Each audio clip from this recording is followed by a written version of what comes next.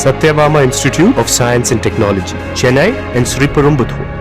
சற்று முன் ஒரு அண்மை செய்தி கிடைத்திருக்கிறது நேயர்களே, அதனை பார்க்கலாம்.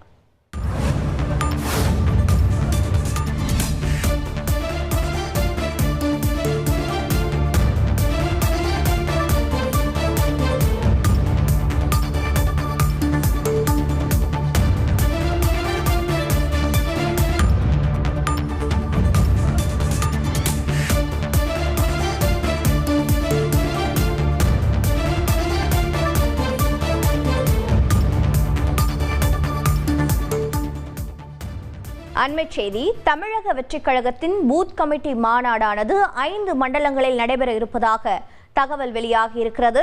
மேலும் விவரங்களை செய்தியாளர் மணிகண்டன் வழங்கிட கேட்கலாம். மணிகண்டன் வணக்கம். எந்தெந்த மண்டலங்களில் இந்த பூத் கமிட்டி மாநாடானது நடைபெற இருக்கிறது, யார் தலைமையில் நடைபெற இருக்கிறது, விவரங்கள் என்ன?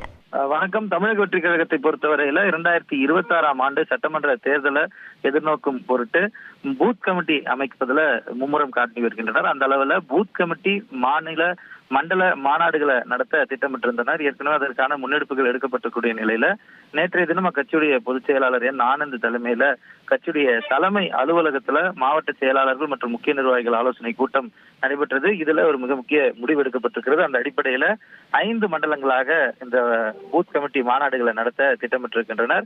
முதற்கட்டமாக கோவையிலிருந்து இந்த பூத் கமிட்டி மாநாட்டை துவங்குவதற்கு தமிழக வெற்றிக் கழகம் ஆயத்தமாகி வருகிறது. ஏற்கனவே கட்சியுடைய பொதுச் செயலாளர் கோவையில் இருக்கக்கூடிய தனியார் கல்லூரிய அந்த மைதானத்தை பார்வையிட்டிருக்கிறார்.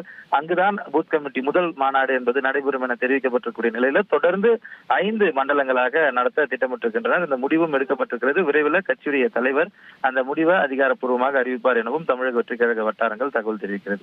உங்களுடைய தகவல்களுக்கு நன்றி மணிகண்டன்.